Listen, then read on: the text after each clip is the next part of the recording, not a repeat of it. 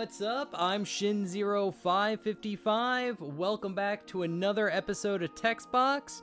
I am joined here with our good friend Wisplay. Say hi, Wisplay. What's up? What's up? It's good to be back. Good to be back.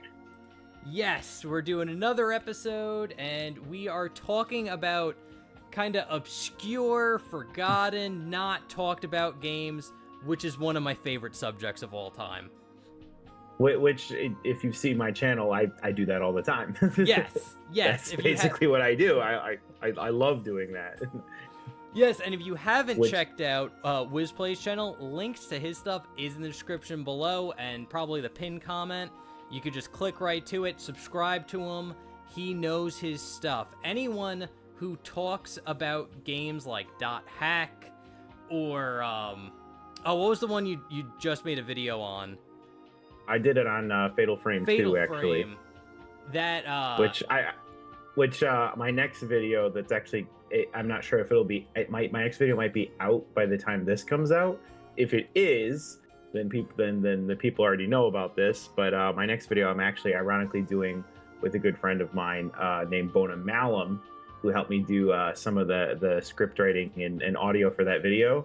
And he coincidentally is now playing Fatal Frame for the first time and experiencing the absolutely brutal difficulty spike, which is something I didn't show in my videos. Is how those games can be quite challenging. But yeah, no, I love talking about obscure games. It's like one of my favorite things to do. Yeah, just because I mean, there's 1,000 different things you could talk about with them. Yeah, I have a whole list here, and again, I couldn't remember the name of Fatal Frame. I was gonna say Ghost Pictures.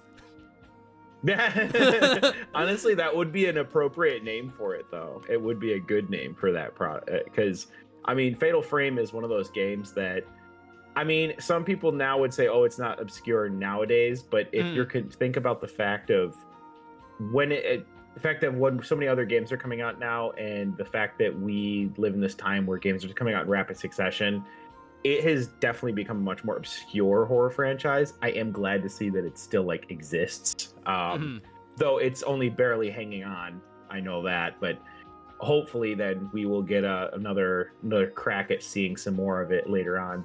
But I mean, I think the thing about obscure games is that I think a lot of people have this idea that obscure games just exclusively means games that didn't sell well and whatever. But I feel like obscure games could have actually one time been extremely popular, and then they become obscure games solely for the fact that everyone just kind of forgot about them.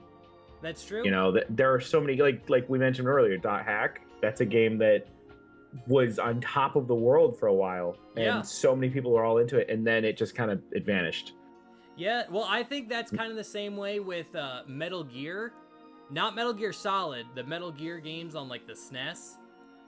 Yeah. It's I feel like they're kind of obscure, because whenever anyone talks about Metal Gear, you're talking about either the PlayStation 1 or the 2 games, but I feel like no one ever talks about the actual Metal Gear games. Well, and I know we just got done with Sonic Month there, and there are a ridiculous amount of obscure Sonic games, actually, like so many, and you'd think with a brand name like Sonic, you'd think there's no way there could ever be any obscure games, but there really is. There's a ton of obscure Sonic games. I mean, there's a lot of people listening right now, especially if they're younger, that have probably heard of Sonic and the Black Knight. That's true. There's probably people that have never heard of it. But yes, there was a freaking Sonic game where he fought with the Black Knight in a medieval set. It's actually one of the best Sonic games. Yeah, I actually understand it's actually a pretty good game. It's a hack and slash, if I recall. But I know it had got mixed reviews. And that's the thing, is that I feel like games like that take a chance, I think, is what makes more interesting, like franchises. I mean, Sonic's a franchise been around for so long, and because of how long it's been around, they've had to experiment with different things, because you can't just have the exact same, let's just run really fast in a straight direction forever. Unless and I Tetris. think that well, yeah. But I think, yeah. But as I was saying, but I think that's why they've had to experiment. And unfortunately for them now, I know that they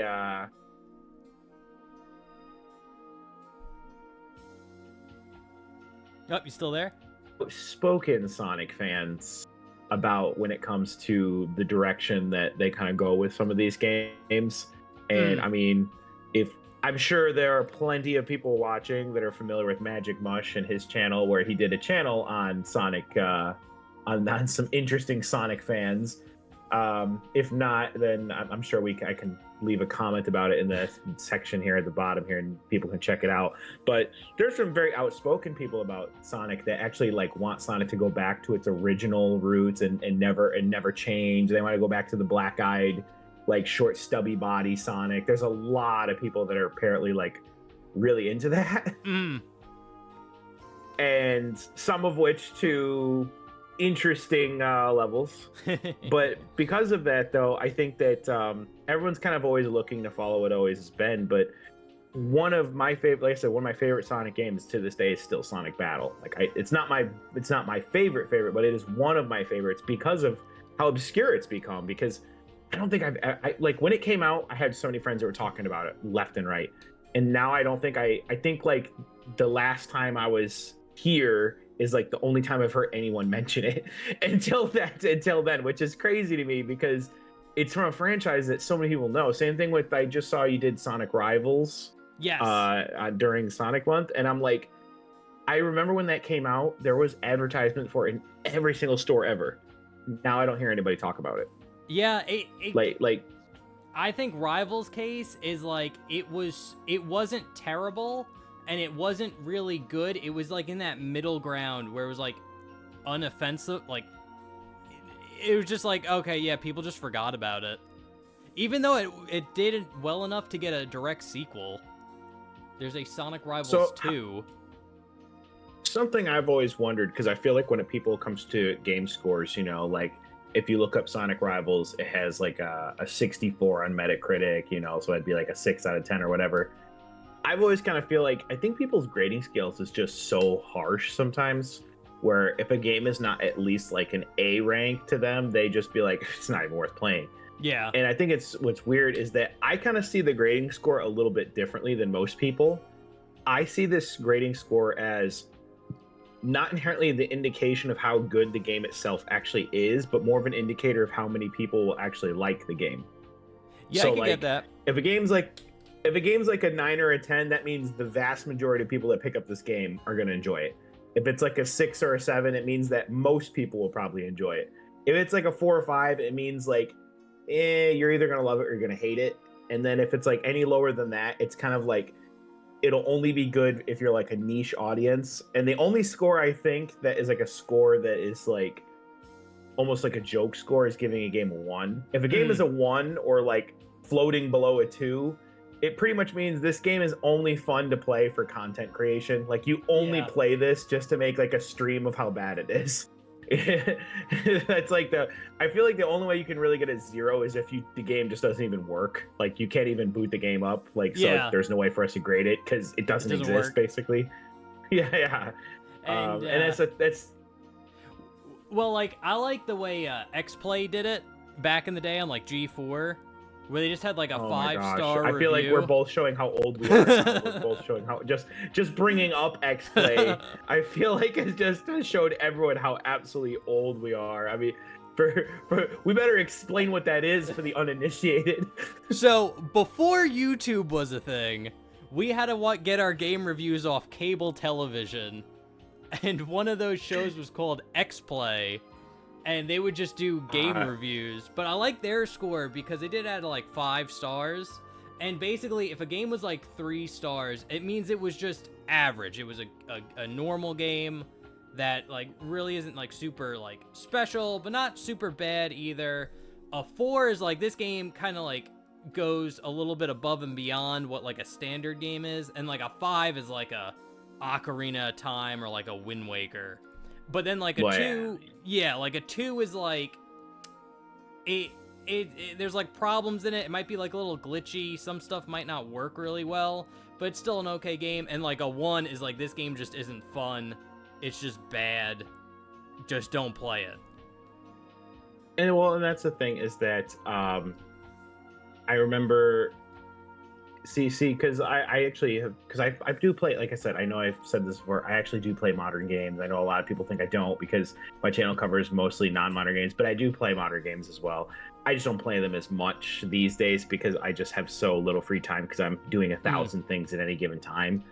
But and I do play modern games, but I actually have quite a large collection. And one of the games actually I played, I think I even got like the platinum trophy in it not that long ago, was the Made in Abyss game. It was called Made in Abyss Binary Star Falling into Darkness. Oh yeah, I saw and that it was game. a game. Yeah, it was a game based. I have the collector's edition of it actually, and it was based upon like the anime of the same name. And people are saying objectively it is not the best game. It definitely has its problems. It definitely is not. It's not polished as well as it could be. And you can tell that they had to really stretch the budget thin. And you know what? Despite all that though, I actually still think it's a fantastic like experience. Like obviously do not go into it expecting it to be your favorite game, but I do about, and I think it's one that people should give a chance. But I think so many people just look at it and they go, oh, it's not like a 4 or 5 stars. That means it's not that good. And I think that people kind of get it in their head. And I personally felt, like I said, it was a pretty decent game. Like I said, it's got its problems. It's definitely got problems. I wouldn't say it's a game that is fantastic, but it's definitely one that is worth looking into. And I think that's what I mean when I'm talking about obscure games, is that so many people only want to look at games that are just absolute 10 out of 10. And I don't think that's inherently what people should do. Because, yeah, it was definitely a problematic game. It had a lot of issues with it. It definitely had a lot of... I mean, there were definitely parts where the difficulty spike could have been balanced better. The crafting system could have been a little bit more robust. But at the end of the day, overall, I still think that if you really enjoyed the anime and you just wanted to experience what it's like to actually travel through the abyss itself, it is a fantastic tie-in. I mean, it's as good as you're going to get, because let's be real, movie and TV show tie-in games are most of the time pretty freaking awful. That's true. I mean, is true. I have the Catwoman game on the GameCube that I got as a kid, and wow, it's bad. it's really bad. I mean, the movie was already not that good, so you can imagine you're not exactly working with, you know, Hemingway source material, so obviously it's gonna not be. But I still played it as a kid, and I think I actually even beat it. And I remember as a kid, I felt like maybe I thought it was much nicer than it was. I still think it was, but I was probably like, oh, this is pretty good. I think now if I went to play it again, it would just make me upset. Yeah, no, like, I made a video on, like, everybody, like, if you're a gamer, you owe it to yourself to play bad games. Because playing bad games builds character. I mean, I think that's the other thing, is that I think we all have games that we all like that other people would think are bad. Yeah. And then when it comes to obscure games, the other thing that's interesting is when you find games that end up being good that nobody would have guessed would have been good. Like nobody would have ever suspected they would be good. And then you end up playing, we're like, how is this good? And that's how we get crazy concepts, like Mario versus Rabbids. Yeah. That was a game that had zero business being good. It was a crossover that nobody asked for with a franchise that nobody really cared that much about. Because let's be real, not many people really cared about Rabbids beyond like little kids maybe. Yeah. And it was a concept that didn't even apply to either game, where it's like, oh, let's make a strategy, turn-based strategy game using Mario and Rabbids. Not even the same genre as either of those games. Yeah. And yet somehow it turns out to be a very interesting and fun game. I mean, granted, it's definitely short, but it's a good experience. That was one of the first games I got on the Switch, and I was like, this is actually pretty damn good. Yeah, no, if you do it right, like, I'm a firm believer there's no such thing as like a bad idea. It's just poor execution. Oh, yeah. Yeah, if you do an idea right, like Kingdom Hearts shouldn't work on paper, but yeah, on paper, on paper it's absolutely absurd. It's absurd on paper. But somehow it's just it's brilliant. It works.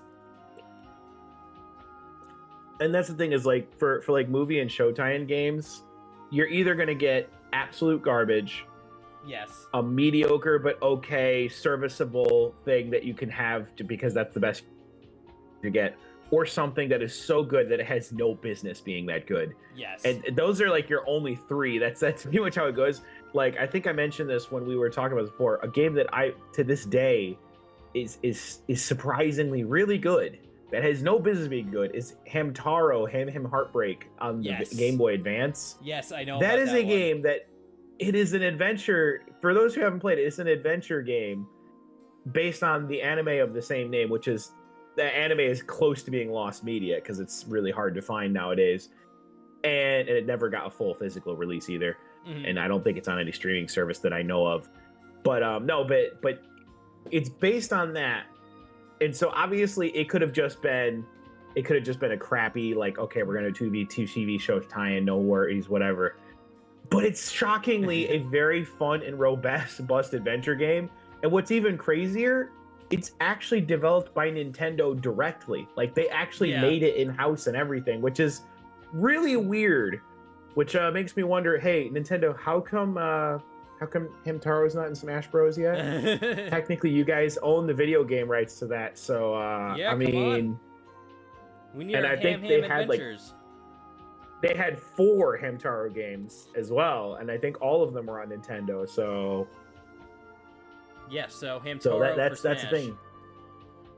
Yeah, and we got a pretty decent follow-up game, which was the Ham Games, which was like a mini game compilation that surprisingly also pretty decent. I was like, wow, these are actually really decent games.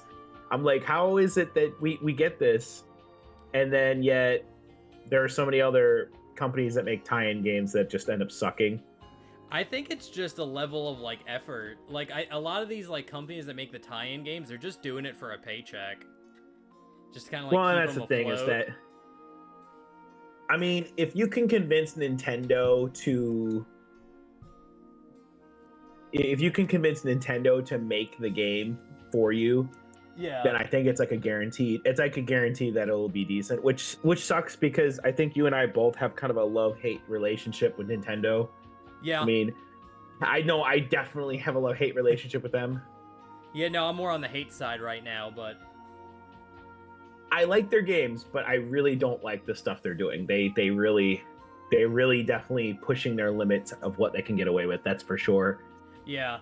And now, granted, there is some good news about that. There is a little bit of good news, is that I guess Nintendo's little game key cards or whatever aren't doing well, right?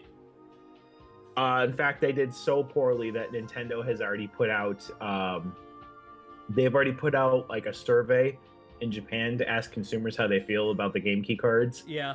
And the reception was extremely negative, and the developers that actually used those cards said that the sales expectations were so low and they still didn't meet them.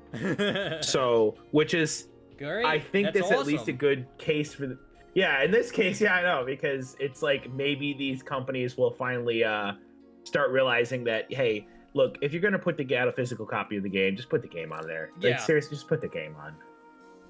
And that's the other thing, is that it kind of reconnects to like what we were talking about the last time I was on here, and that is that kind of preserving some of these old games in the market is going to...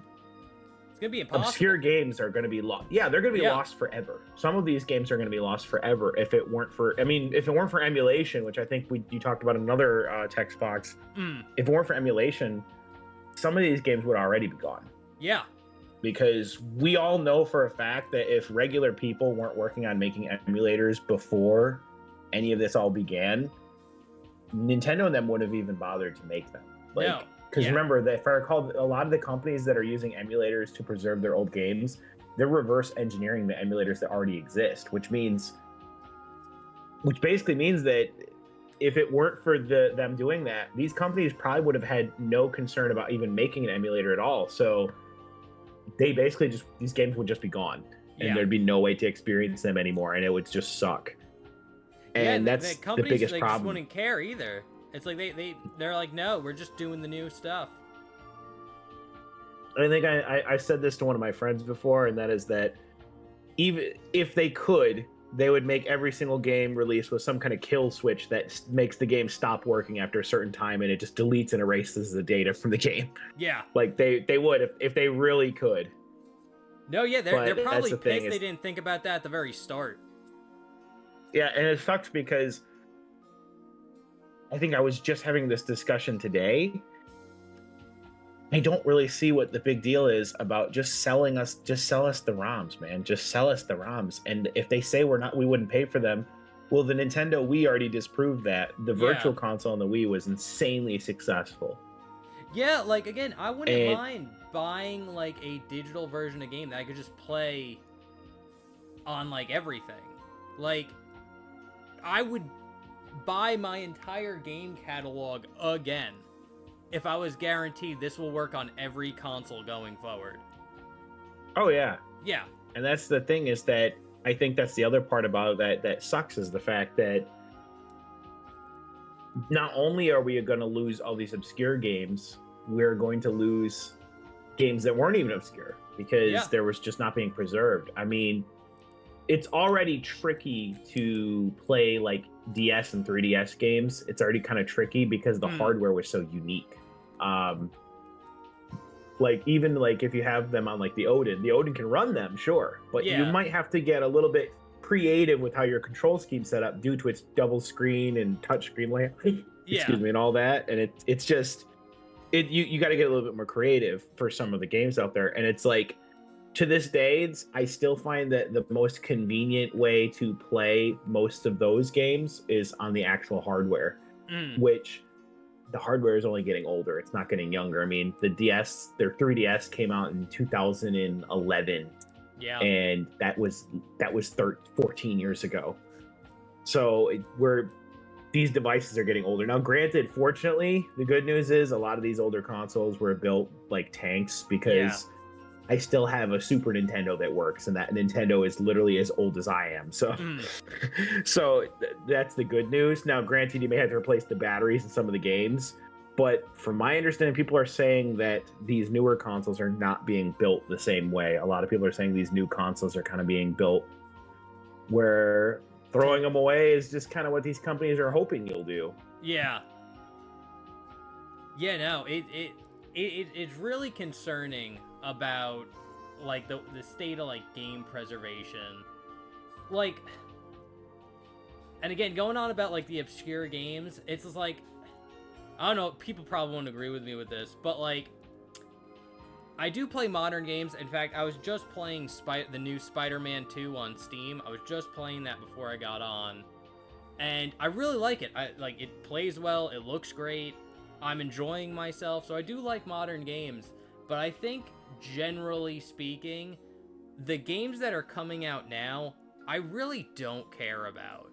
And, like, if it was, like, 30, 40 years in the future and we couldn't play a lot of the games that are coming out right now, honestly, I probably wouldn't feel all that bad. But if I couldn't play a game like Glover, or fucking Klonoa, or Rodea Sky Soldier, I would be devastated.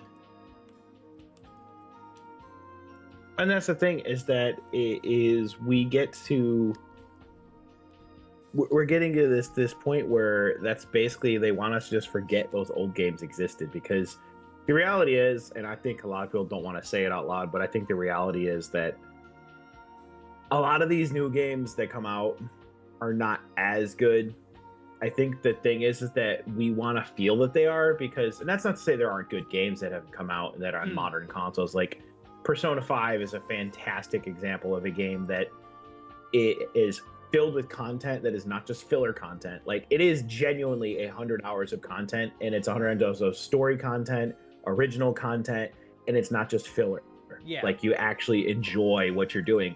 And there are some great games like that. I think I was just recently playing, I just finished Doom: The Dark Ages, and it made me really think about, it's an okay game, but it just doesn't hit as hard as other ones. Now, that game I feel was actually meant to be a Quake game that they revamped into a Doom game, because it kind of feels that way. Yeah. But there are some good games, and there are companies out there. I think right now, in the industry, the thing that is keeping the industry alive is pretty much the Asian game market. The Yeah. Asian market is just clapping the American market right now. We are just struggling just to remain relevant at this point because it feels like every other game we're putting out is a Call of Duty game or just another AAA adventure, open world, whatever bullcrap that we're pumping out. Yeah. And we look over at Asia and they're still remembering what people like in games, you know, controversies and all. Yeah. Where, I mean, Wukong came out and it was a fantastic game. Yeah, I mean, I know people, there was controversy over it not winning Game of the Year, but it was a fantastic game. And even though Wukong did not win Game of the Year, the game that did win Game of the Year was also an Asian game. Yeah. So it's clear that we just got absolutely decimated when we went out there. And I think that was the biggest thing, is that a lot of the games that are just completely hitting all the right notes are basically coming from the Asian game market and not the American game market, because we are kind of just starting to produce a lot of the same, you know? And well, I think what a lot of like American companies are focusing on is like more live service type things, more like getting you to do like subscription based stuff. Like they're more focused on making, not even making games, just making like things that make you want to like subscribe and make monthly payments on. And it's just like, make a good single player game. Like that's all you need to do. Make a good single player game that has like a good story, because the only good American games that are coming out are like, I guess The Last of Us, even though I don't like it. which has been redone like 1,000 times at this point. Yeah, like Last of Us Part 1 and 2, God of War, like Ragnarok, and like that one. I guess like Ratchet and Clank as well. But it's just like, yeah, these are like very story-centric games, and it's just like, I know all you game companies want to make the next Fortnite, but stop chasing that dragon. You're not gonna get it. So what do you what are some obscure games that you've always wanted people to know about, like ones that you feel like that you're the only one in the whole world that's even brought them up in a conversation? Oh, I have a whole list here. Here we go, everybody. Here we go. This is it. This is what people are paying for right here. This is what people are paying for right here. This part, because I'm just gonna run through. Yeah, right. This is what people want to hear right here. This is where you get those recommendations, bro. This is it. Yep. So in no particular order, I got Rodea Sky Soldier, Attack of the Friday Monsters, Rodea Sky Soldier on Wii U or 3DS, Attack of the Friday Monsters on 3DS, Okage on PlayStation 2, Glover on PlayStation 1, Croc on PlayStation 1. Croc, yes! Yes! It just got a re-release, too. Croc, I know! Croc! The Return of the King, bro. Oh, man. I love Croc. I can always remember one thing from Croc. If you ever play Croc, anyone watching, if you haven't played Croc, you'll always remember one thing from Croc, and that is this. It'll be bet Croc can't jump as high as Gabo. That's become like a core memory in gaming for me. Croc was one of those games where it was definitely okay. Control wise, obviously, it was a product of its time because it was trying to emulate what like Mario 64 did. But Croc was really something special that no one talks about.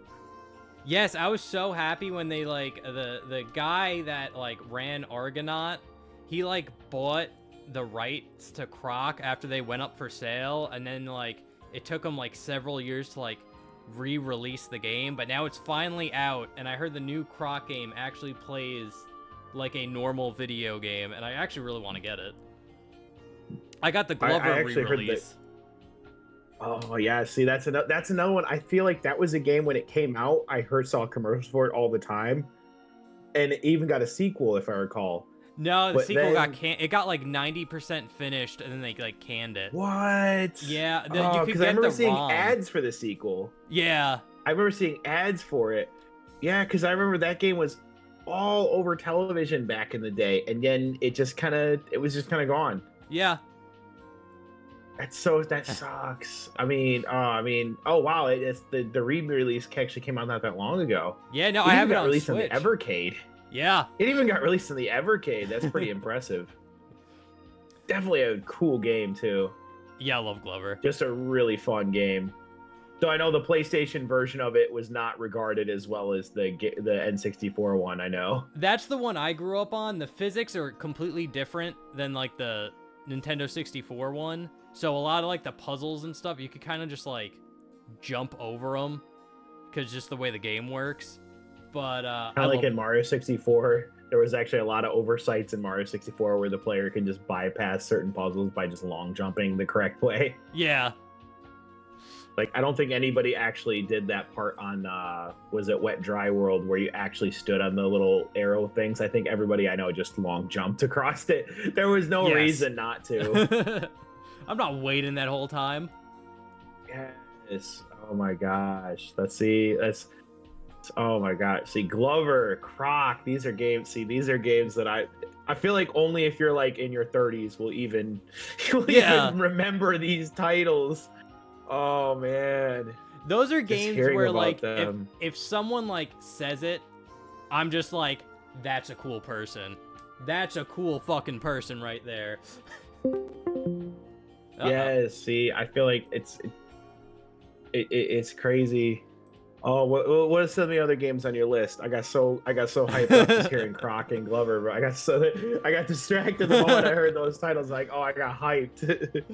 Then I got Robotech Battle Cry for the PlayStation 2, Eureka 7 for the PlayStation 2, Gungrave for the PlayStation 2, Lego... I actually have Gungrave all loaded up on my Odin. That's one that I was really interested in looking at. So hearing you say that makes me happy that I did that, because that means I'm definitely going to enjoy it. One thing I would recommend, get a turbo controller and make, like, square the turbo button or your thumb's going to hurt. Like, if you can do that, it'd be so much better. I heard it got a sequel too, didn't it? Gungrave. There's 2 games in there. Yeah, there's Gungrave, and there's Gungrave Overdose, and then they made, like, an even newer one a couple years ago called Gungrave Gore. I have it on Steam. I haven't played it yet.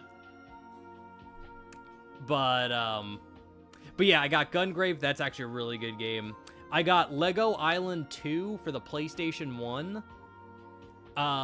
Renaissance of Fate for the PlayStation 3, Cross X Edge for the PlayStation 3, Oni-chan Bara Bikini Zombie Slayers for the Wii.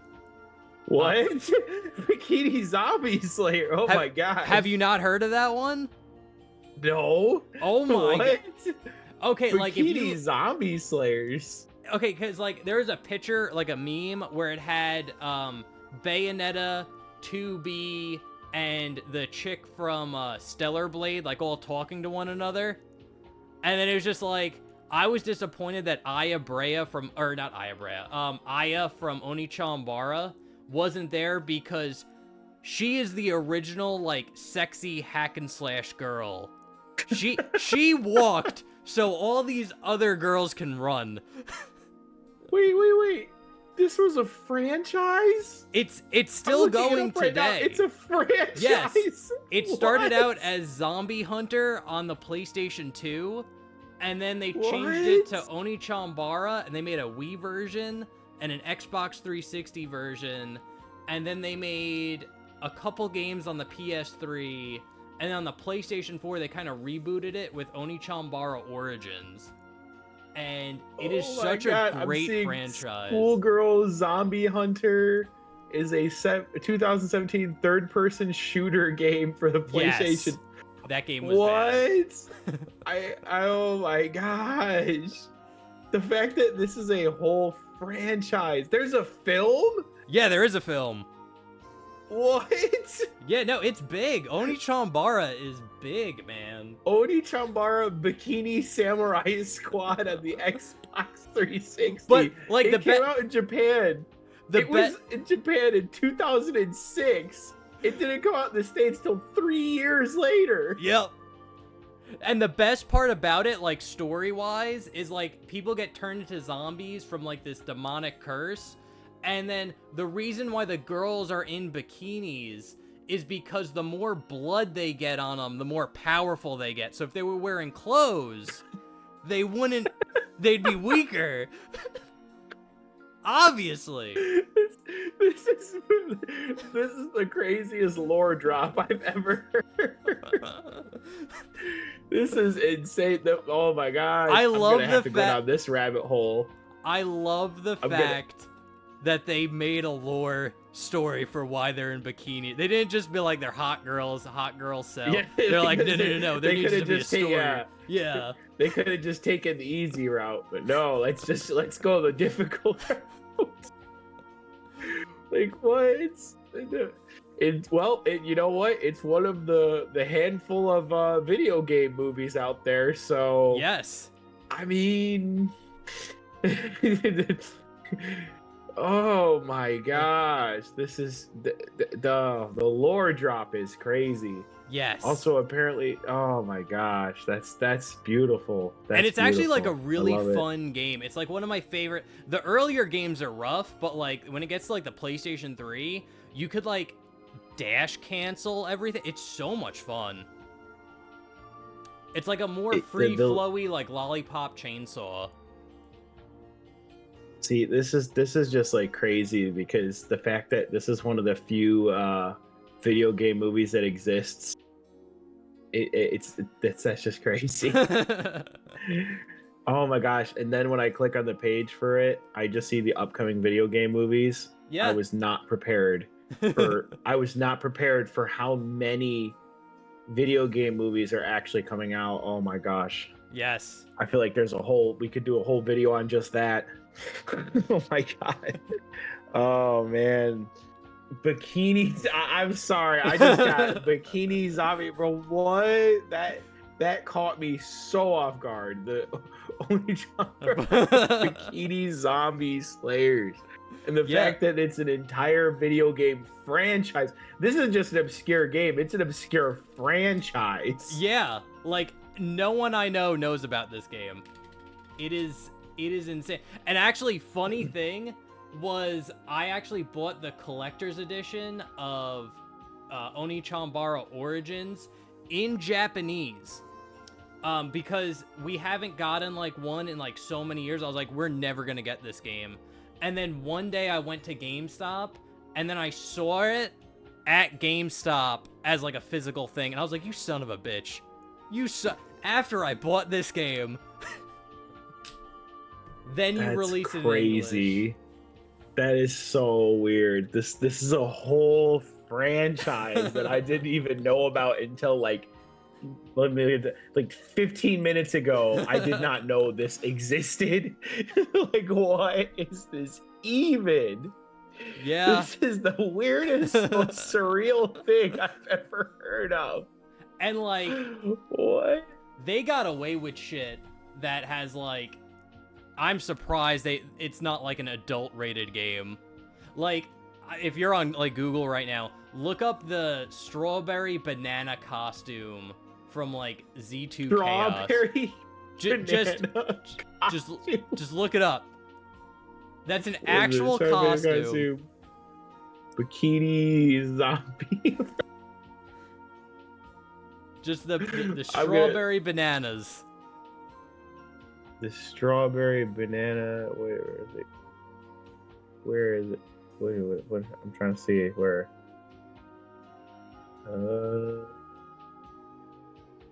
Huh? I don't see it. I feel it. Where is it? Where is it? Let's look up bikini zombie. We could probably just put costumes. Bara. Oh, it's called the banana split costume. Banana split. Oh boy. It is so. What is? It actually has like a filter on like Google Images if you have like safety. But that was an actual costume. If you turn off safety. I'm trying to find it. Where is? Oh, do they not? Where is it? Where is it? Oh, it's right here. I'm not seeing it. I found a screenshot of it. Oh boy, here we go. I'm about to see it. We can splice it. Okay, actually, I don't even know if we can splice it in the video yet. Let's see. Like, Oh boy, I feel like this is gonna be this is gonna be crazy, isn't it? This banana split. What is that even? There you go. It's coming up on the Discord. Oh boy. You've got to be kidding me. You've got to know. Yes. What? No. That is an actual. That's not a mod. That is an unlockable costume where she wears a banana in between her legs and 2 strawberries. Bro, that's it. What? It's just. Bro, I don't want to hear anyone complain about Stellar Blade ever again, bro. Like, what is this even?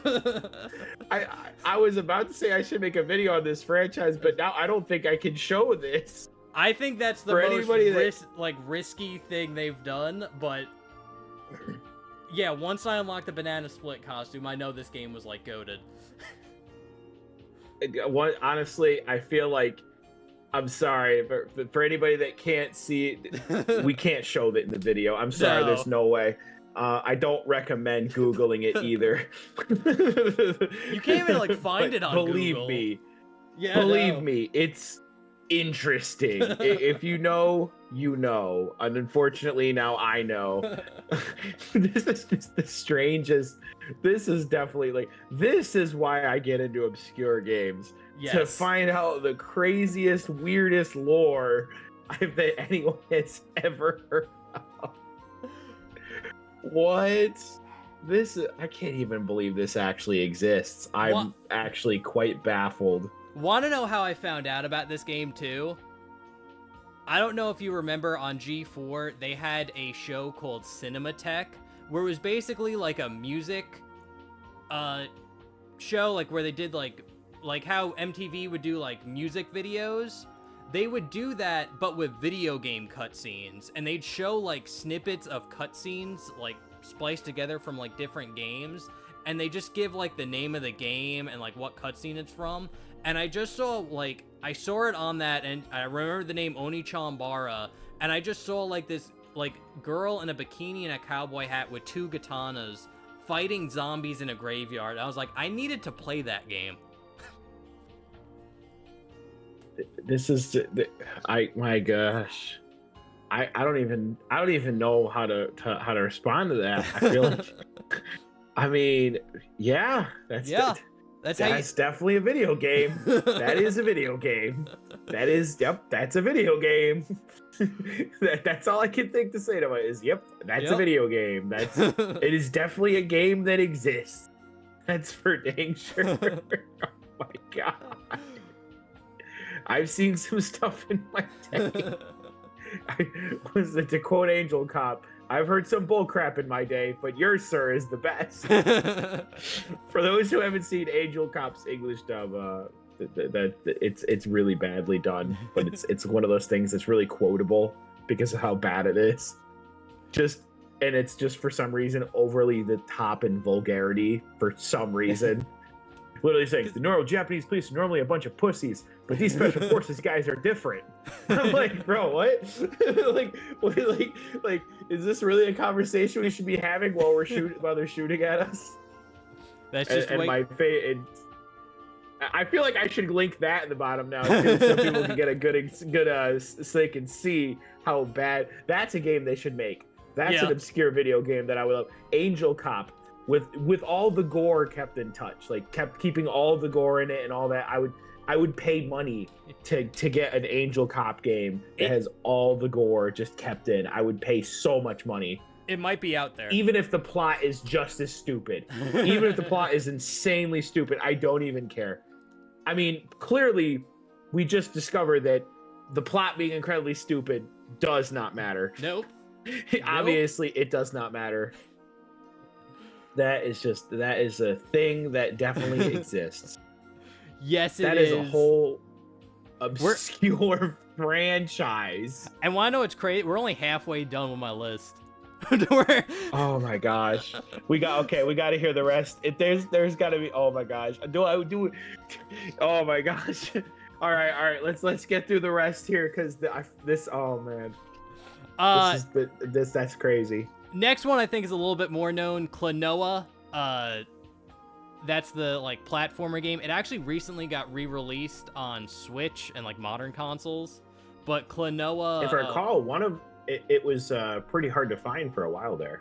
Yeah, but they did like a re-release, but the re-release uses the remake, the like Wii remake of the first game. So the PlayStation 1 version's still hard to get. Unless you're on PS3 and you could get it for like $5 for like the PlayStation 1. That game, and then I got Zack and Wiki for the Wii.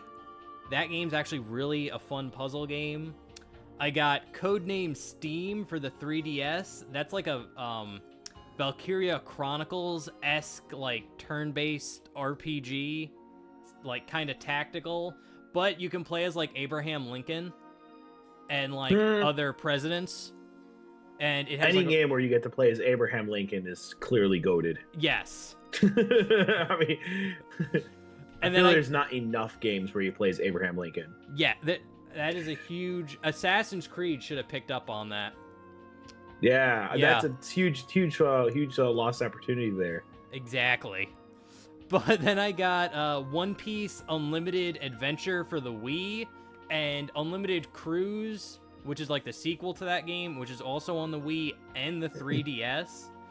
Those are probably the best One Piece games out there, even today. The Dragon Quest Monsters Joker series, that's like the Pokemon version of like Dragon Quest. They're really good, and I actually like those games better than Pokemon. And in the same vein, I feel like Pokemon's gotten a lot more stale nowadays as well for a lot of people.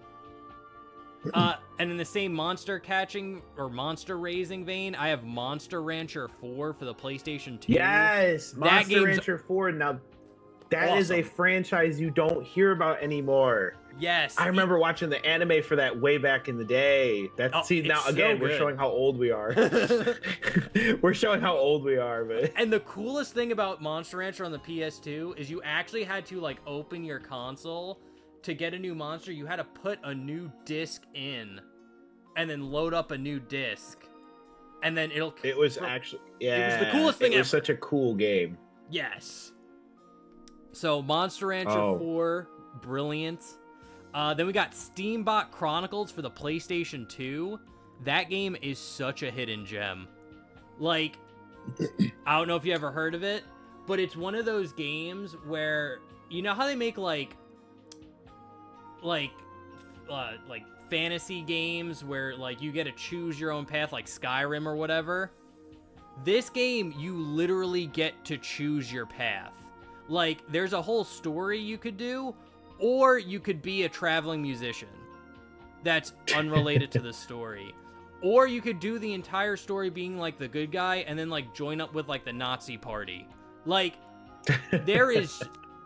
Steambot... Like, it's super rough in everything that it does, but, like, it is the most, like, freedom I've ever seen in, like, a story choice.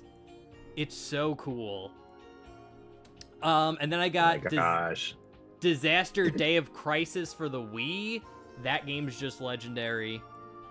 Samurai Legend Musashi, which is the sequel to Brave Fencer Musashi on the PlayStation 2. And Radiata Story, which is a really cool PlayStation 2 RPG. The Last Ranker for PSP. That was like a Japanese game we never got, but there's an English patch for it. And then my last obscure game is Raw Danger for the PlayStation 2, which might possibly be one of the best games on this list. Honestly, I that's the thing I love is that, especially now, especially because you mentioned like games having patches and stuff, there's actually a lot of really great games that are getting translated. A game that I'm actually enjoying has a translated patch that we never got in the States, actually almost a whole franchise we never got, is Metal Max. Really, really good, actually very robust RPG on the SNES back in the day. Yeah, I've really heard about great it before. game. Yeah, Imagine a post-apocalyptic RPG where you're just trying to build the world's best tank and just being a bounty hunter with tanks. And it's actually a really, really great game, and I'm actually really enjoying it. And I think now, granted, I can read some Japanese. but it obviously it's easier to play games in my native language than to read them in Japanese.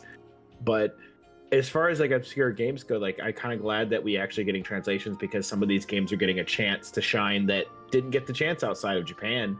Yeah, it's true. A couple of games that I personally recommend in terms of obscure games is one that I enjoyed.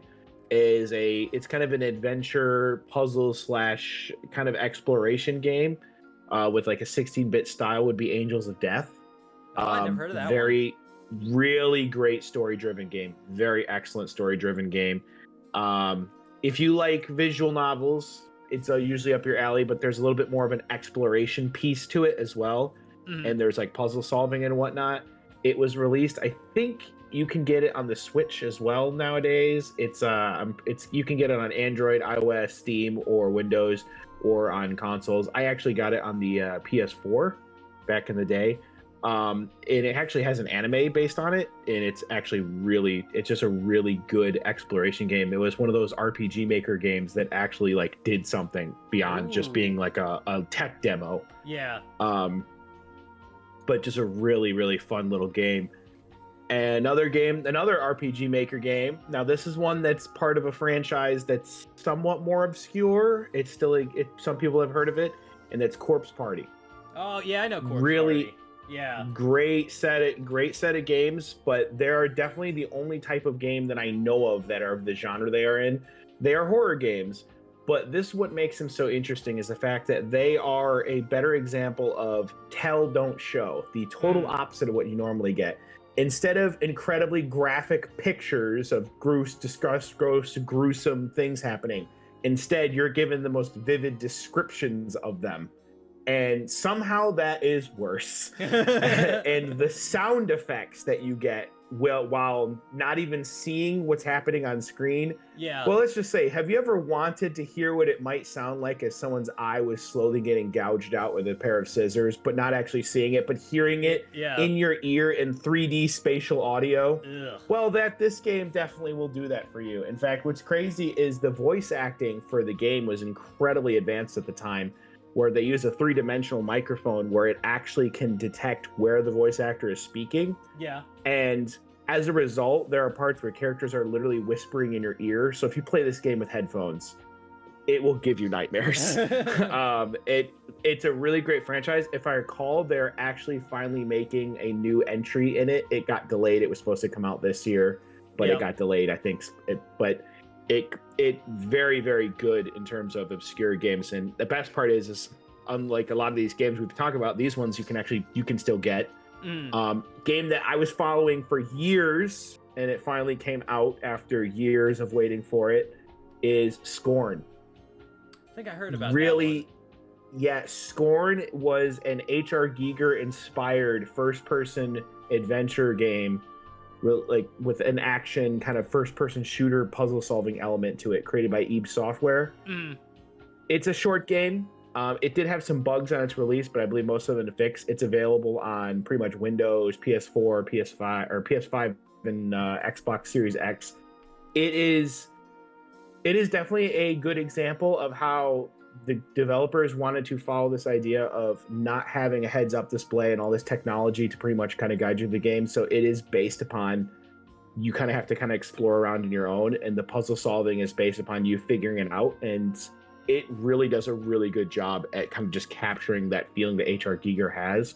Now, I know it didn't get the best reviews, but it did okay review-wise, but it is a fantastic game. It has a beautiful art direction to it, and its soundtrack is quite haunting. And if anybody's watched my channel, they know I really, really enjoy horror games, and this was one that I was very, very happy to play, and I waited for it for years because I was so excited to finally be able to play it. And I'm so glad that I got it. I actually do have the collector's edition that I have on my shelf. Nice. It comes with a beautiful art book where they talk about the creation of the game, and they also just go really in depth about game design.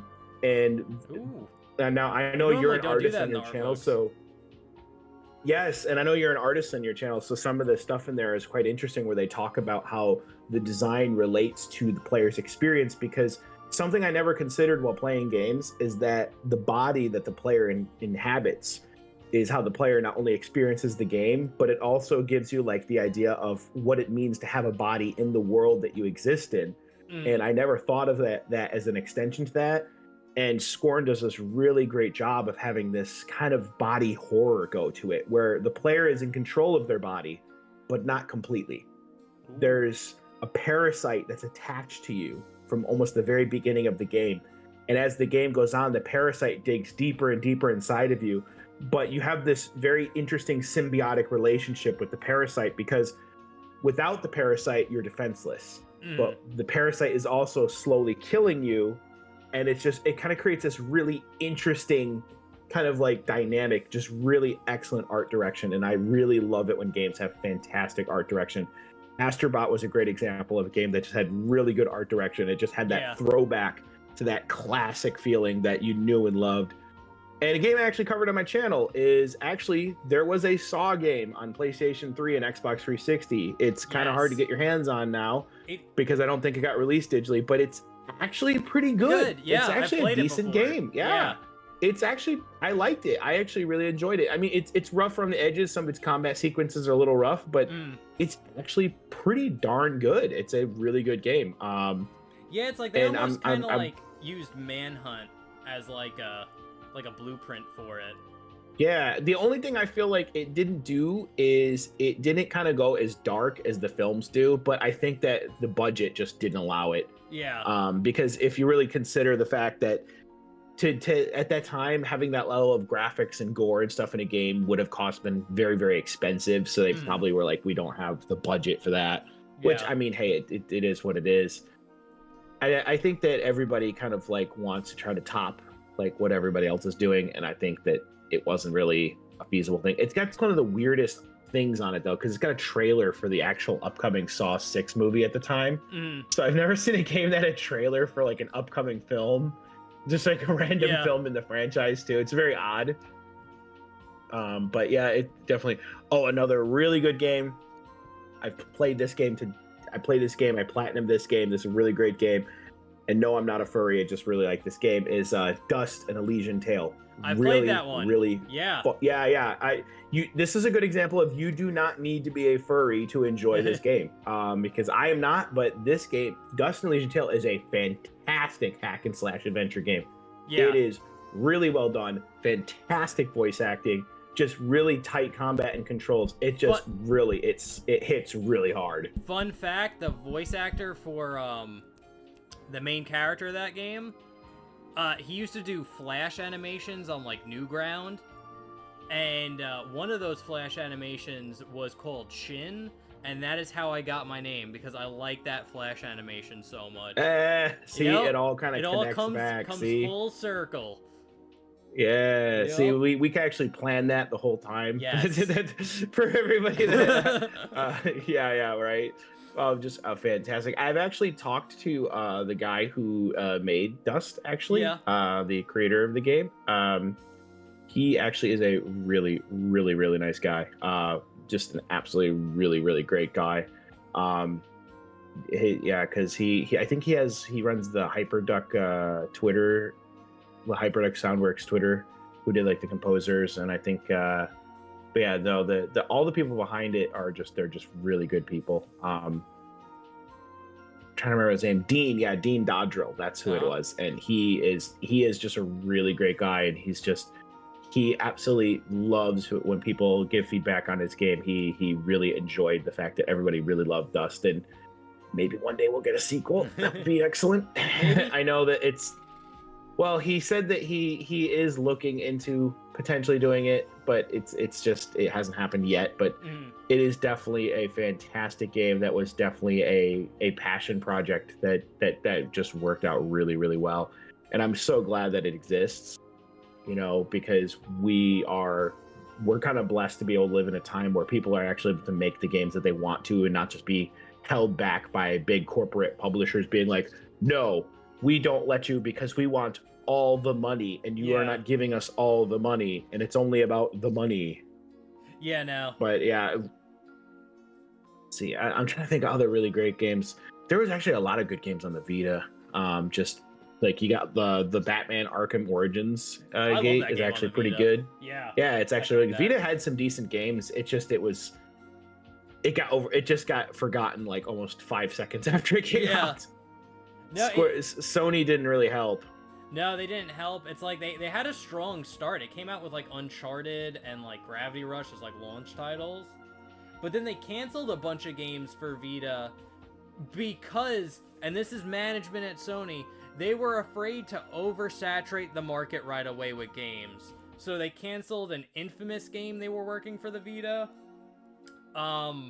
Square Enix was gonna port over the first Nier game, like the PlayStation 3 version. They were gonna port that would have been so good to the Vita. That is my favorite PS3 game, and you're saying there's a universe where I could be playing that on my Vita? It's not fair.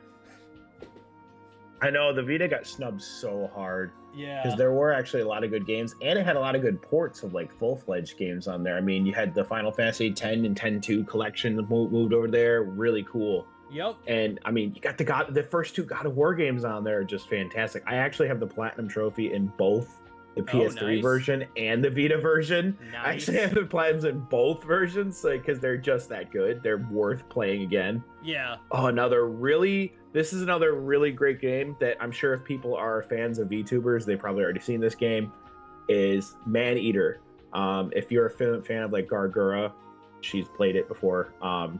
But Maneater is a really fun game because how many games do you get to literally just be a shark? Oh yeah, I know the game. Yeah.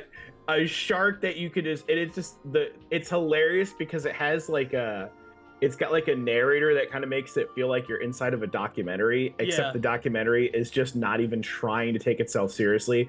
I remember when I got that game, I legitimately I played it for like 2 days straight and just platinumed that game because it was just so fun.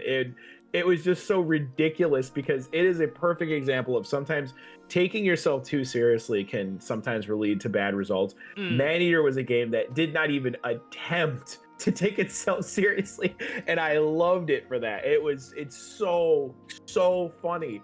And this is a game where you never really get frustrated because anytime, even if you die, the commentary that's given is just so hilarious that you never feel bad about it. And I love that. And that's what I think is obscure games or games that are lesser known are more willing to take chances on doing things like this because they're just like, hey, let's just try something different. Yeah. Oh my gosh, and I just found out that Maneater got a PS5 port. Oh, nice. I know what I'm playing. Has it got a new trophy set? Please tell me it has a new trophy set. If it has a new trophy set, I'm definitely playing it again. Let me see. Oh my gosh. Because it does. Oh my gosh. So if you put in the PS5, you can get all the trophies again. Yes. I'm totally doing that. There you go. Oh my gosh. Yes, Maneater. Fantastic game too. So much fun. You only got about maybe 2 days worth of content to play, but it is worth it. If you haven't picked up Maneater, definitely go get yourself a copy. You're doing yourself a treat if you do it. Some of the best games that I ever played were ones that nobody else has even heard of. I remember when Disgaea got released on the PSP. Yeah. Disgaea before it was a big franchise that has all these games in it. Back then, it only had the 2 games on the PS2, and they were pretty these games that kind of just came and went. It wasn't until they ported them to the PSP with all this additional content that I remember that was a game I spent literally 300 hours in the PSP playing. I think my PSP that I think I might actually still have the save file I did from back when I was a kid. Back in 2009-ish. I think I might actually have the save file. I might have to check that and do that. I might have to check that. Yeah, just to see if it's still there. If it's actually still there, it might be one of the oldest it might be one of the oldest ones that I have in terms of save files. It might actually be because it was the Hour of Darkness. And then they did the Afternoon of Darkness, which was just the PSP port with extra content. And I remember I played that game so much. Like when my friend was playing like Monster Hunter on the PSP, I remember just playing that so much. And then I recall they ported the second game to it as well, which Yeah. and I had the third game, which I recall it did get a PS Vita port for the third game like years later, but I didn't get the chance to get far in it because there was a mishap where my ex-girlfriend ended up taking my PlayStation 3. Ugh. And then I ended up buying the fifth game on the PS5 or PS4. I have it sitting on my shelf. I just haven't played it that much, but I have it. It's there. It just I played a little bit of it, but it's just such a big game, you know. It's such a huge game. That's the problem with these with the Disgaea series is they're all such humongous games. Like they take a really long time because there's a lot of content on. Like they're just really big games. Like they're hours upon hours and hours of gameplay. That's why I think they work better on handheld. So it's like you could take it to work with you, and it's just like, because that's one thing I noticed about having like my Odin and like all this like handhelds I can play like these big games is like I don't like playing story content when I'm out, but like if I'm out at like work and I got like a spare minute or something, I don't mind like doing grinding or little stuff like collecting or backtracking or doing like kind of like the busy work that you do.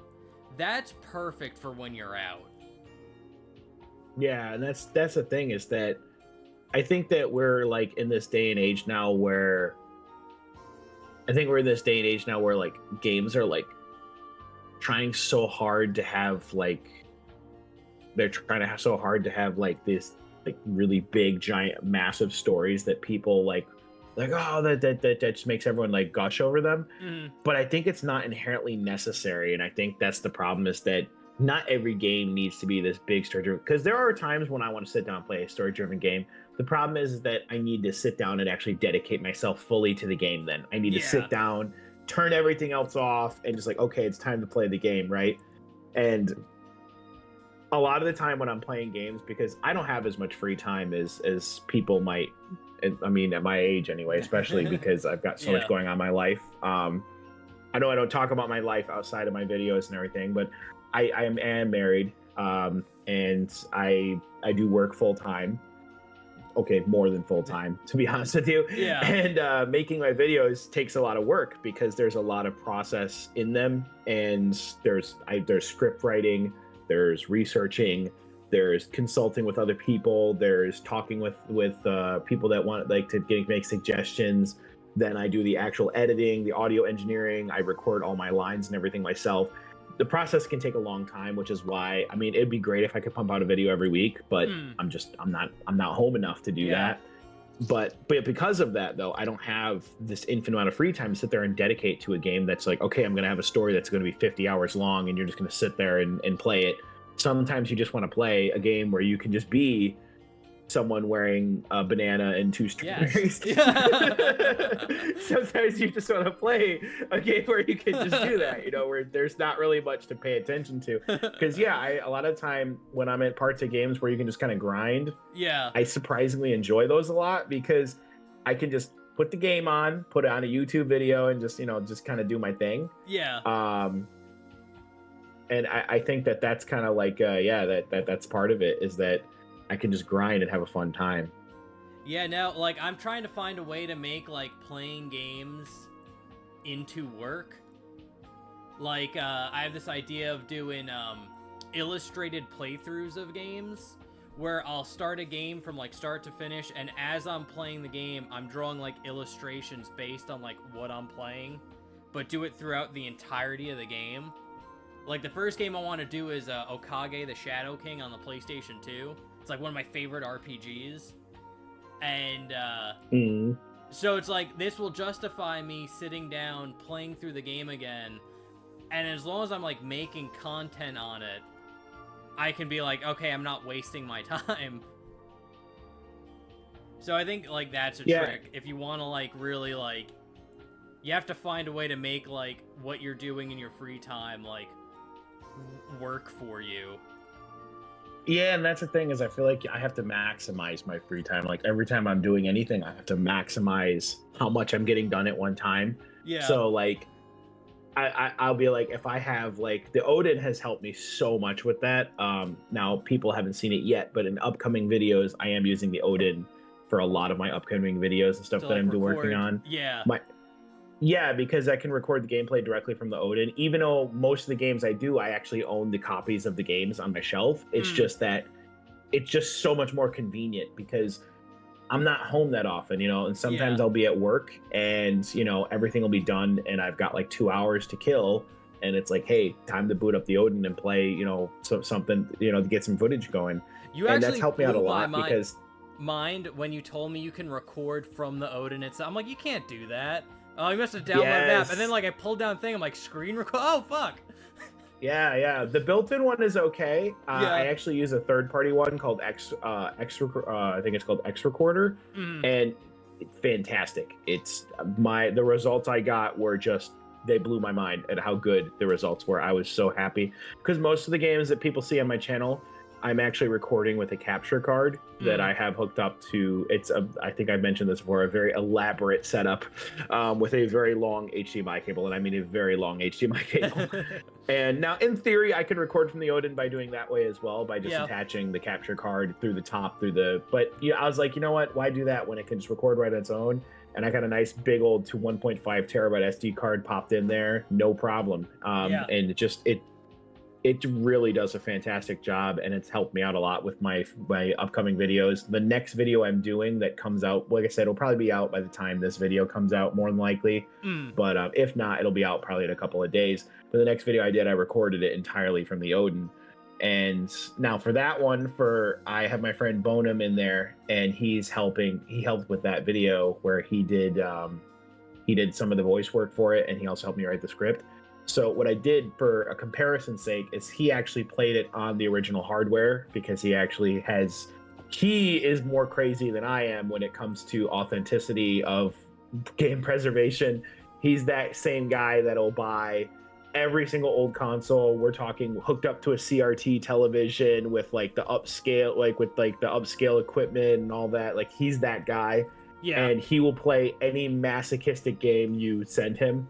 Any game you suggest to him, he will try it, regardless of how bad it is. He loves playing obscure games. He loves doing it. He streams all the time. And he's, like I said, he's going to be in my next video, but he does a really great job at, but honestly, I said the Odin has really helped with that, and the Odin is also just a really great investment. I feel for people that want to play some obscure games because one of the hardest things about playing obscure games is having the means to play them. And not everybody has a really high-end gaming PC, and investing in a gaming PC just to play retro games, because some of the emulations you need a decent beefy-ish computer to play some of the emulators.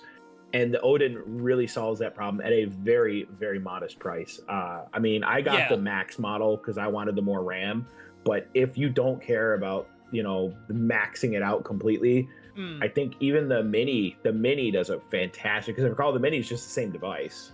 It's a smaller form factor. Yeah, the only problem with the Mini is like it has a smaller battery, so you do have to charge it a bit more. But I play the Mini all the time. It's like having a Vita with me that can play everything from like Game Boy Color to Switch and everything in between. Like, it's so crazy. I went and got, one of the first things I do when I'm looking into a console that I want to learn to maybe do videos on is I regularly go and look up hidden gems. And that's what I mean when I talk about obscure games. I like to look up the games that you're not hearing about all the time. Now, every now and then I'll do a game that you hear about all the time. Yeah.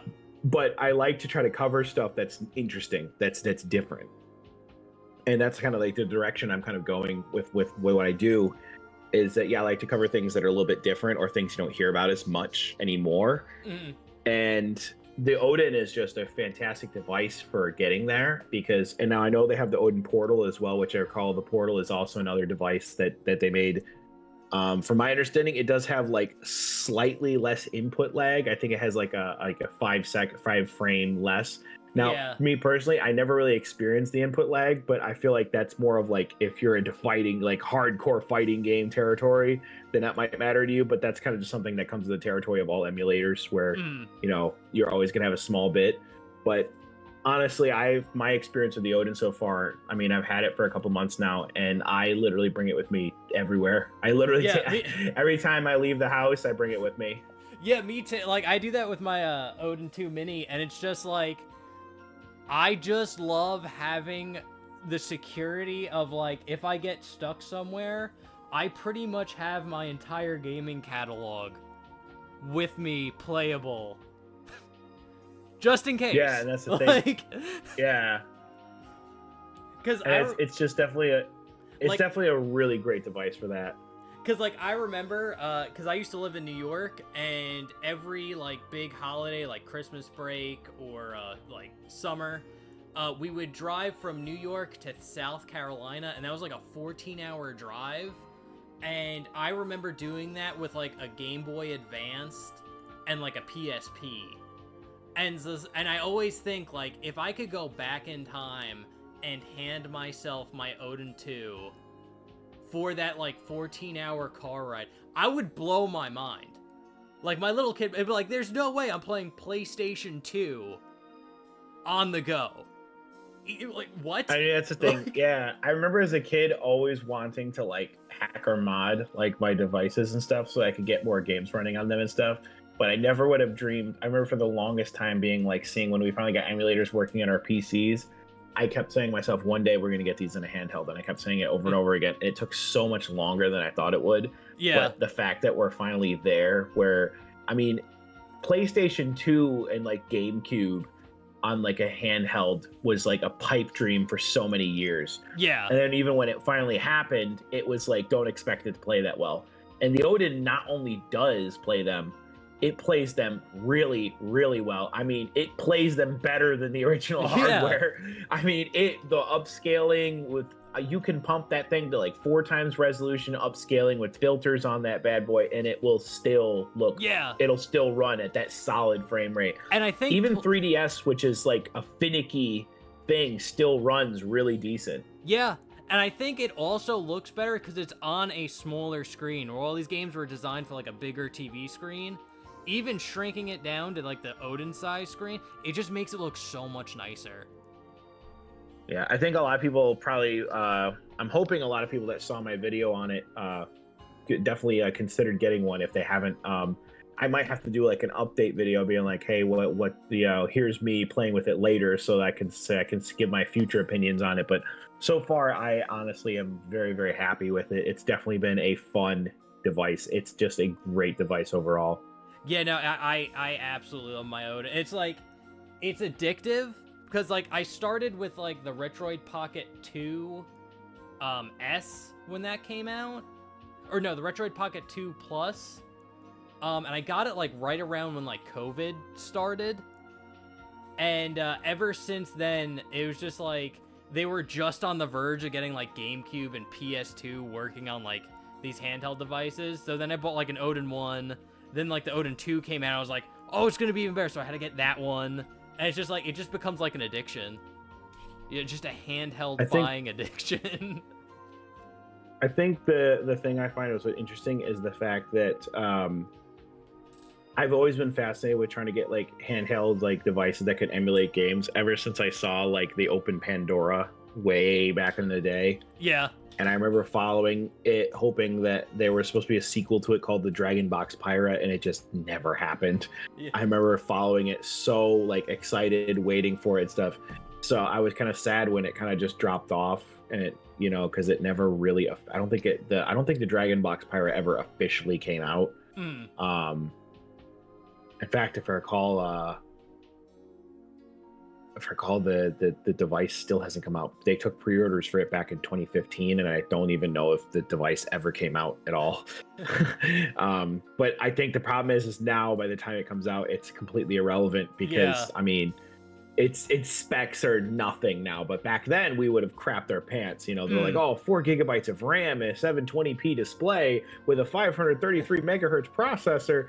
That meant that's nothing now. Like now, the Odin smashes 16 of these things. Yeah. You know, it's kind of sad, but like, yeah, but this was the beginning. I mean, and that's the thing is that back then, that device being able to run like the Open Pandora being able to run like N64 emulation in a handheld was like completely unheard of. It was a pipe dream, you know. And granted, it was a very expensive device. And the irony, if I recall, the Odin, if I recall, even like the baseline Odin is actually cheaper than the Open Pandora was when it came out. Yeah. And this thing was way better, way like more like way more powerful. I remember I got for somebody as a gift, I gave them the GP2 Wiz, which that was another like little handheld emulation device, a Linux based one. And I remember I gave them that. I think that was like $99 when I bought it, but I think it was like a little bit more expensive. And that one was all right as well. It was okay, but once you got to the 3D games, it kind of struggled a little bit. Yeah. But the Open Pandora and the GP2 Wiz versus what the Odin is doing. The Odin is just, honestly, I feel like once we got to more conventional based like emulation devices like that are now like Windows based and of course Android or like Android based, I feel like the improvements to the emulation have been significant, like super significant. Yeah, no, it is insane what these little Android based handhelds can do. Like, I think it's even like comparable to like getting like because people always go on about like, well, if you really want to play everything, just get like a Steam Deck. But I'm just like, the battery life on the Steam Deck just isn't that great. So it's like, I find myself, if someone was asking like, what handheld should I get where I want to play a bunch of games, it's like, get an Odin. Like, it's just so good. If you want to take it with you places, get an Odin. And they go on sale all the time too. They do go on sale quite a bit. Like I think right now the Odin Max model I think is on sale for I think $100 off. So like you're getting a really good deal. I mean, because it's normally about $4.99, and I think right now at this exact moment it's like for $3.99, which is a really good deal. And usually you get a little bit of a discount as well. Yeah. But yeah, it's just honestly, it's a fantastic device. And then you have the Portal. If I recall, the Portal's a slightly beefier. That one's like the next level. That's the newer model, but it's just basically a revision of the Odin 2 that has a little bit more under the hood. Now that one you can get for about $500 as well. But I mean, again, that's only if you really, really, really need that extra oomph. I recall that one is more. Like, I was gonna say, like, I would get the Portal if something happened to, like, my Odin 2. Like, it broke or lost it somewhere and I needed, like, a new one. I would definitely get the Portal. But, like, the Odin 2 is just so good, I don't see a reason why to get an upgrade. Yeah.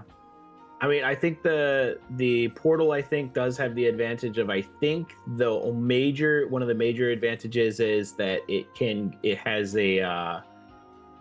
it does have the option to go up to 1 terabyte of storage. So it can have more internal storage than the original models, but it's not really necessary. It's not necessary. Yeah. And it has different colors. You can get those GameCube colors if you really want to. I went actually, my model, as people saw in the video, I went with the Super Nintendo, the European model, like look for it, because I just kind of like, you know, I was like, once I saw that option, I was like, oh, I'm definitely getting it like that. And the Mini is definitely a fantastic option as well. Yeah, I got the Mini just because it's just that PS. It looks like a Vita.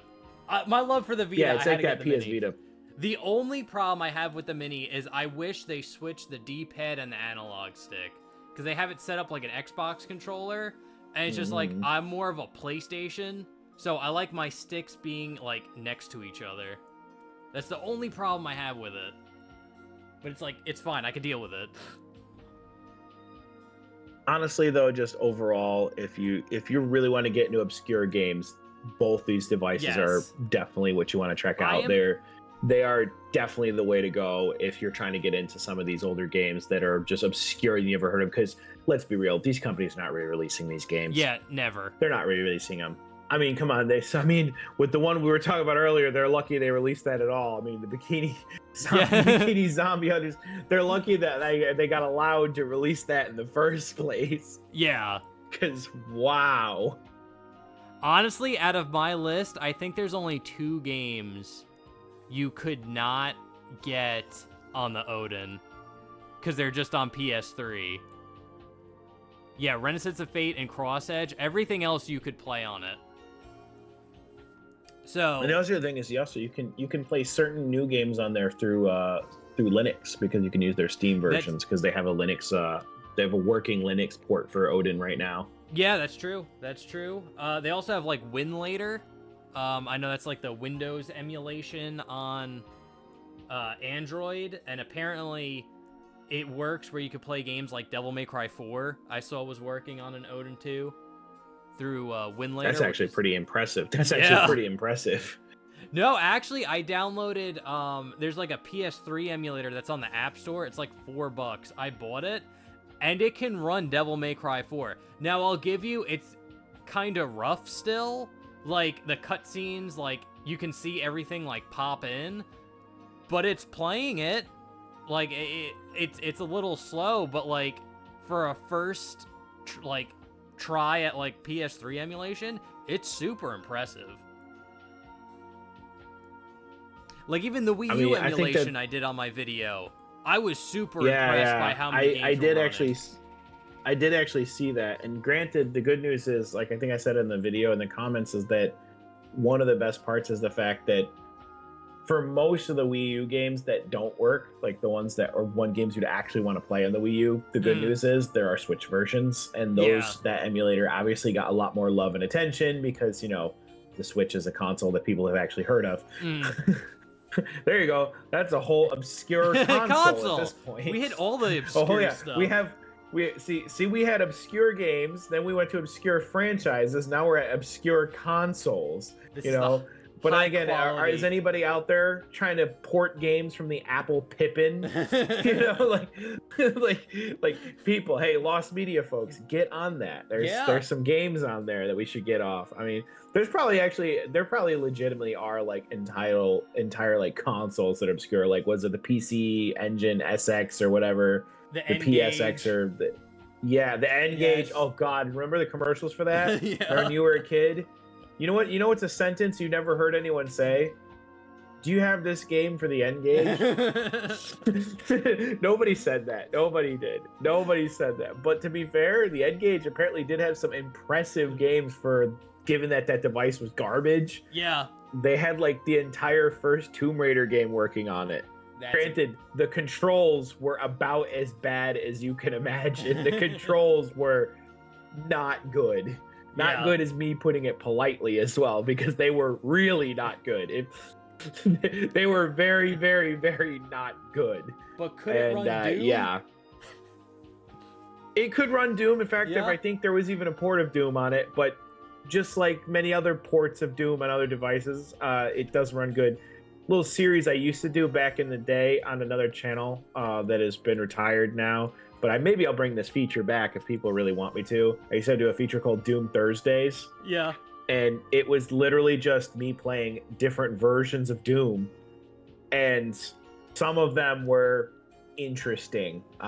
Most people remember the Game Boy Advance version was the War of the Blobs, because I have no idea what's going on. The SNES version, surprisingly, is really bad, which apparently I found out the SNES version got a re-release just recently with updates to fix some of like how badly it worked. It still doesn't work great, but it's a huge improvement over what it was.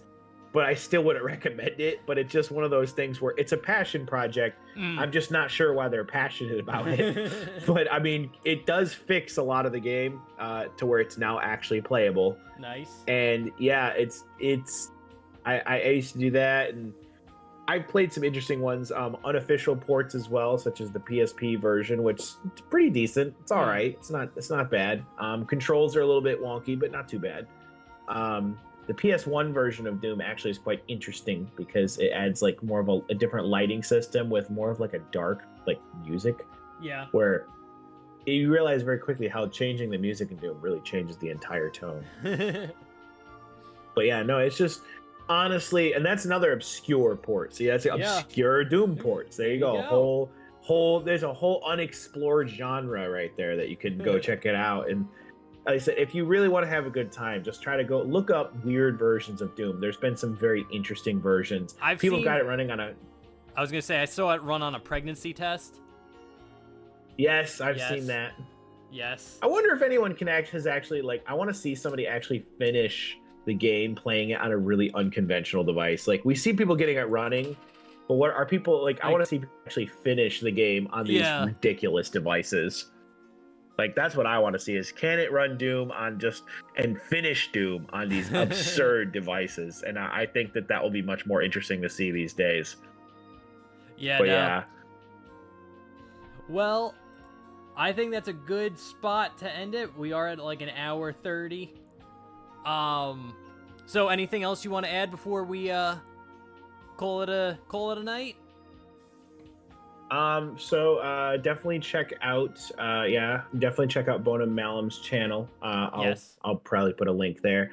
And I guess maybe a little teaser for everybody that we are working together to do something. Me and Jin here are doing. Sorry, I'm pronouncing things badly today. It's me and Jin here are actually working. SHIN? Yeah, I know. Yeah. I know. See, the problem is because me and my wife speaks Cantonese, so I see the X sound and I immediately think of like how it's pronounced in Cantonese because like there's a lot of times in my house you have to hear certain Cantonese phrases, so like I know a little bit of Chinese, and so as a result I hear things like "Xik fan ma," like you hear that all the time in the house because it just means like dinner is ready. But yeah, no, me and Shin are actually working on doing some kind of collaboration in one of my upcoming videos. We have not decided the game or anything yet. I'm still figuring that part out, but definitely look forward to it. I can't tell when that will happen, but I'm sure he will keep everybody updated when that happens. But I will. I'll keep my big mouth.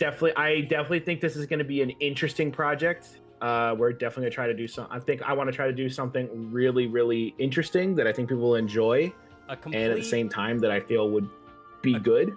A complete banana splits run of Onichanbara. I don't even know if we could show that is the problem. I don't even know if we'd be allowed to show that is the problem. And that's if we could, I mean, we might have to actually contact YouTube and send them that screenshot and just say, is this okay in a video? You know, we might just contact YouTube support and be like, is it okay if we play this in a video? Yeah, we'll think of something. It'll be good. And I'll definitely let people know. And, and as always, links to all the stuff we are talking about will be in the description. So it's just all a click away at the bottom there. And if you guys want to comment on any obscure games you'd want, feel free to do that in the comment section below. And if anyone's watching this and you want to be in an episode of TextBox, just hit me up on my socials. It's that simple. And we'll see what we can work out. So, anyway, guys, thank you for watching. Thank you, Wisplay, for stopping by. No problem. And, that's about it. So, see you in the next one, guys. Okay, thanks, bye. And go subscribe to Wisplay. Okay, thanks, bye. Later.